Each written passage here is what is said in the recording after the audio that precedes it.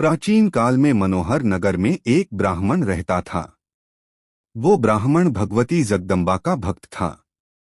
नित्य प्रति माता की पूजा अर्चना करता था। उस ब्राह्मण की अति संस्कारवान तथा सुंदर सुमति नाम की कन्या थी। जब ब्राह्मण प्रतिदिन दुर्गा माता की पूजा कर हवन करता तो वह कन्या वहां उपस्थित रहती थी। एक दिन वह कन्या अपनी सहेलियों के साथ खेलती हुई पूजा में उपस्थित होना भूल गई। अपनी कन्या द्वारा की गई इस गलती से ब्राह्मण को उस पर क्रोध हुआ।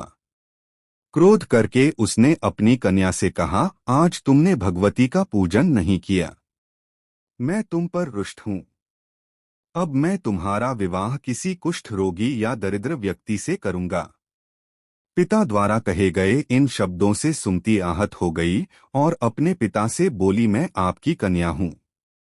हर तरह से मैं आपके अधीन हूं। जिससे आपकी इच्छा हो मेरा विवाह उसी से कर देना, पर मुझे वही मिलेगा जो मेरे भाग्य में लिखा होगा।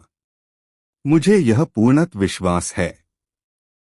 जैसे अग्नि में घी डालने से अग्नि अत्यधिक प्रज्वलित होती है, उसी तरह बेटी द्वारा कहे गए इन वचनों से वो ब्राह्मण और अधिक क्रोधित हो गया और क्रोध की अग्नि में जलते हुए उसने अपनी कन्या का विवाह एक कुष्ठ रोगी से कर दिया और उसे विदा करते हुए बोला, हे पुत्री, अब तुम अपना कर्म फल भोगो।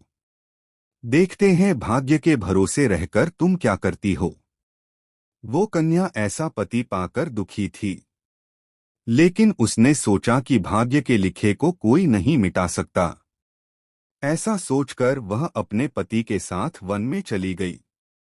वो रात्रि उन दोनों ने बहुत कष्ट से व्यतीत करी। सुमति की ऐसी दशा देखकर देवी भगवती वहां प्रकट हुई और बोली, पुत्री, मैं तुम पर प्रसन्न हूं। तुम जो चाहे मुझसे मांग सकती हो। एकाएक अपने सामने दिव्य प्रकाश रूपी शक्ति को देख वो हाथ जोड़कर खड़ी हो गई और बोली, आप कौन हैं और मैंने ऐसा कौन सा पुण्य किया है जिस वजह से मुझे आपकी कृपा प्राप्त हो रही है। उसके यह वचन सुन मां ने उसे कहा, मैं आदि शक्ति भगवती जगदम्बा हूं। मैं तुझ पर तेरे पूर्व जन्म के पुण्य के प्रभाव से प्रसन्न हूं। तू जो चाहे मुझसे मांग ले।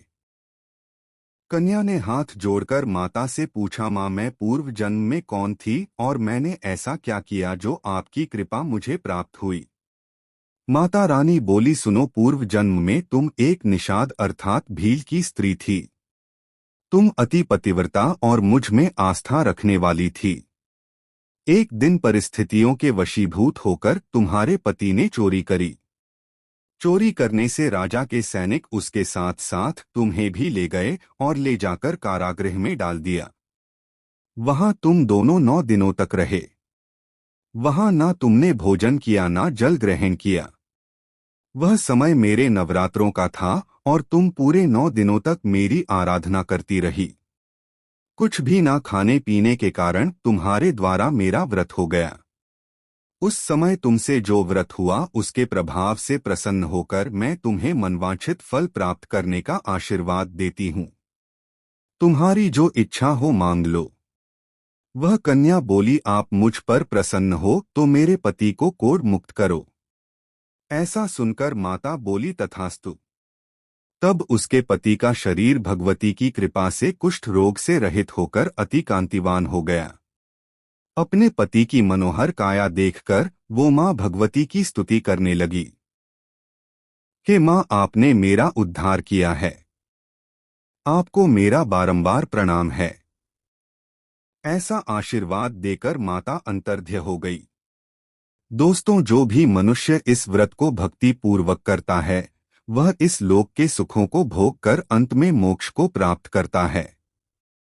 जय मां दुर्गा।